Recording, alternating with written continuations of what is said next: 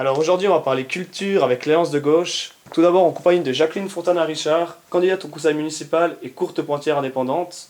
Katia Chevrier, candidate au conseil général, enseignante de musique et musicologue. Ainsi que Stéphane Riant, candidat au conseil municipal, avocat et notaire. Alors tout d'abord, pourquoi l'Alliance de gauche sédunoise a-t-elle lancé une pétition pour une formation artistique accessible à tous? Alors tout d'abord parce que l'Alliance de gauche attribue une grande importance à la culture, car l'échange et le dialogue qui a lieu dans l'expérience culturelle constituent le véritable ciment de la société civile. Soutenir la formation artistique, qui développe des aptitudes de perception, d'approfondissement et d'expression, offre donc d'évidents avantages sociaux démontrés par de nombreuses études et par ailleurs soulignés par les initiateurs du nouvel article sur la formation musicale des jeunes, qui sera mis en votation le 23 septembre prochain et qui a le soutien du Parlement et du Conseil fédéral. Je voudrais dire aussi, parallèlement aux considérations de Katia, que nous nous sommes rendus compte que le coût des formations artistiques proposées en ville de Sion est beaucoup trop élevé pour de nombreuses familles. Par exemple, l'écolage annuel des principales écoles de musique varie entre 1400 francs et 2100 francs pour un seul enfant pour une année. Et que le système des bourses qui existe actuellement est insatisfaisant pour les familles réellement dans la nécessité. Car la réponse quant à l'attribution de bourse n'intervient qu'à la fin de l'année scolaire, soit à un moment où l'écolage a déjà dû être payé. Et combien d'élèves sédunois suivent actuellement une formation artistique? Alors nous n'avons pas les chiffres concernant les élèves inscrits dans d'autres structures que celles soutenues par la ville. Mais actuellement, seuls quelques 370 élèves sédunois sont inscrits au conservatoire et à l'école de jazz et de musique actuelle, l'EJMA, et permettre à ce nombre d'augmenter serait profitable à tous. Et quelle est la participation actuelle de la ville aux frais d'écolage? La ville participe aux frais d'écolage des élèves de l'EJMA et du conservatoire à hauteur de 30 240 francs, c'est-à-dire environ 80 francs par élève, parallèlement au chèque famille.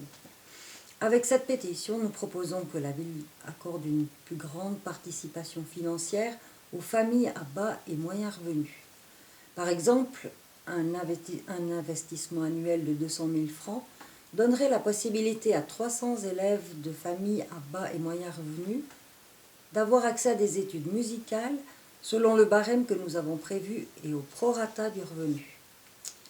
À titre de comparaison, toujours dans la culture, la ville de Sion dépense annuellement des montants de 390 000 francs pour le Festival international de musique ou 150 000 francs pour les 3 jours de concert de l'Irish Festival.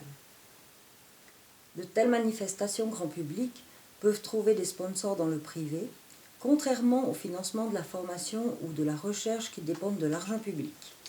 Et donc, à votre avis, ces dépenses, elles ne sont pas justifiées? Alors la question n'est pas bien posée. Pour en juger, nous pensons qu'il est nécessaire de réévaluer les investissements que fait la ville dans le domaine de la culture en tenant compte des critères qu'elle a définis en 2010 dans le but de rendre cohérente sa nouvelle politique culturelle. Et ces critères sont les suivants. Alors, outre l'animation culturelle de la ville de Sion, il y a la mise à disposition au public d'œuvres de tous horizons créées par des professionnels, la mise en valeur du patrimoine sédunois et justement la formation artistique. Et nous observons qu'une importance insuffisante est donnée aux axes ayant un rôle formatif et éducatif. Juste tout à l'heure, vous parliez de votre désir de rendre cohérente la politique culturelle de la ville. Mais d'où viendrait ce manque de cohérence? Eh bien, à notre avis, l'une des raisons de cette incohérence est sans doute à relier avec les nombreux conflits d'intérêts qui ont été relevés par l'Alliance de gauche ces dernières années, qu'elle a tenté de réduire avec sa motion, empêchant les conseillers municipaux de faire partie de comités d'associations privées qui reçoivent des subventions municipales.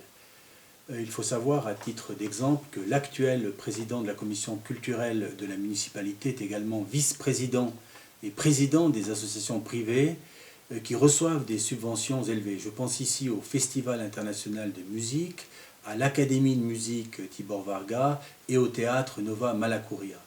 La motion de l'Alliance de gauche a été acceptée par les conseillers généraux, mais malheureusement, là encore, la théorie n'est pas encore mise en pratique et les institutions culturelles, selon notre appréciation, sont encore beaucoup trop politisées.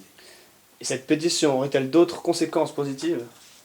Alors, une augmentation du nombre d'élèves des écoles de formation artistique permettrait d'améliorer la situation de précarité des professeurs de ces écoles.